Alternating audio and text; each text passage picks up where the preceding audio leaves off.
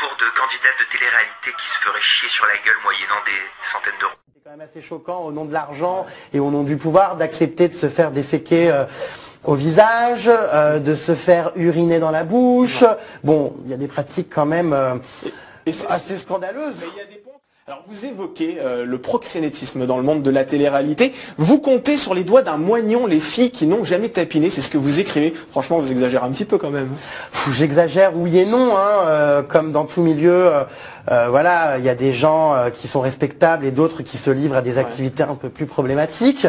Je mets pas tout le monde dans le même sac, mais je peux vous garantir que pour avoir évolué dans ce milieu toutes ces années, tous les jours je tombais des nues, quoi. Des filles que je n'aurais jamais soupçonnées, eh bien se livraient à des choses pas très catholiques, quoi. Et c'est vrai qu'il y en a beaucoup. Et malheureusement, il n'y en a aucune qui assume.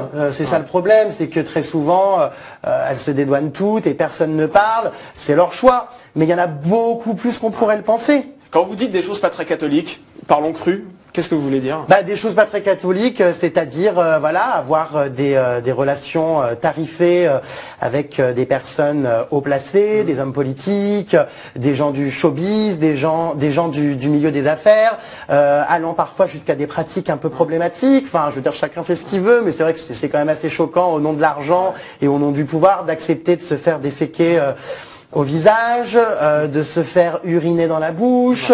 Bon, il y a des pratiques quand même assez scandaleuses. Mais il y a des ponts entre la télé-réalité et le monde politique, donc vous dites. C'est-à-dire qu'il y a des hommes politiques qui payent certaines candidates de télé-réalité. Et du coup, vous les connaissez, vous avez des noms, enfin, on va pas les donner, mais vous avez des noms, vous le savez, enfin, je veux dire, vous je savez. les connais, évidemment, et puis de toute façon, dans le milieu, c'est pour ça. En fait, moi, ce qui me fait rire, c'est qu'à chaque fois, on me pose cette question, mais tous les journalistes, et vous les premiers, j'en suis sûr, vous savez que ça existe tout ça, et on sait très bien qui sont les personnes ciblées. Par contre, les personnes, on les a pas. Pour les politiques, en l'occurrence, ce sont des gens qui sont au pouvoir, qui sont à l'Assemblée nationale actuellement.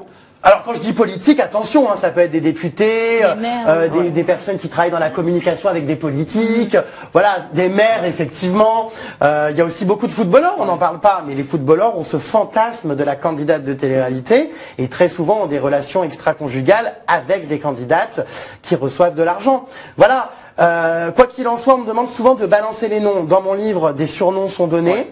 Je pense que les personnes concernées se reconnaîtront et que le public saura, ma foi, arrivera à savoir de qui il s'agit. Mais je ne suis pas là, encore une fois, pour faire une chasse aux sorcières. Voilà, j'ai pas envie de foutre des gens spécialement dans l'embarras. Puis vous risquez des procès surtout. Voilà, et je ne suis pas non plus au-dessus des lois. Ce que je voulais faire vraiment en dénonçant tout ça, c'était avant tout tirer la sonnette d'alarme et montrer aux jeunes que c'est un milieu dangereux, malsain, et que voilà, ces filles qu'elles adulent ne sont pas forcément des modèles. La représentation télévisuelle de la femme que les jeunes peuvent se faire aujourd'hui n'est pas forcément la vraie représentation qu'on devrait se faire. C'est-à-dire que la candidate de télé-réalité qui pose aujourd'hui sur les réseaux sociaux avec des vêtements, des sacs de marque, dans des jets privés, dans des hôtels de luxe, eh bien n'est pas un modèle de réussite parce que cet argent n'est pas généré par sa participation au programme de télé-réalité. Aujourd'hui, un programme...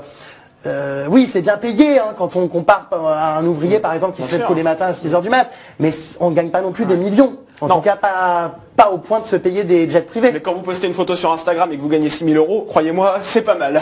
C'est sûr qu'aujourd'hui, les placements de produits permettent aux candidats de très bien gagner leur vie. Juliette, les Français ont la part. Une dernière question, Jérém, parce que depuis cette interview face à cette candidate de télé-réalité pour dénoncer ces réseaux de proxénétisme dans le milieu de la télé-réalité, eh bien, il y a une chasse aux sorcières qui s'est opérée sur les réseaux sociaux. De nombreuses personnalités issues de ce monde ont été évoquées. Et d'ailleurs, cette personne-là, on va pas se mentir, elle a été reconnue parce qu'en fait, vous avez accéléré le son de sa voix. Il suffisait juste de le ralentir pour ensuite la reconnaître. Vous regrettez franchement?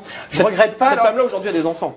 Oui, on m'a souvent accusé, j'ai lu sur Twitter, d'avoir bidonné un reportage. Non, il n'y a rien de bidon, puisque cette personne a bien vécu les choses qu'elle raconte et elle a bien dénoncé des choses qui existent. Elle l'assume. Maintenant, c'est elle qui a souhaité ne pas apparaître et avoir la voix floutée. Donc à partir de ce moment-là, je ne peux pas communiquer là-dessus, c'est son choix. Maintenant, si ça fuite, si on sait de qui il s'agit, eh bien tant pis, mais en tout cas moi je respecte sa volonté, c'est déjà bien qu'elle ait accepté d'en parler parce que je peux vous garantir que personne n'assume et personne ne voulait en parler.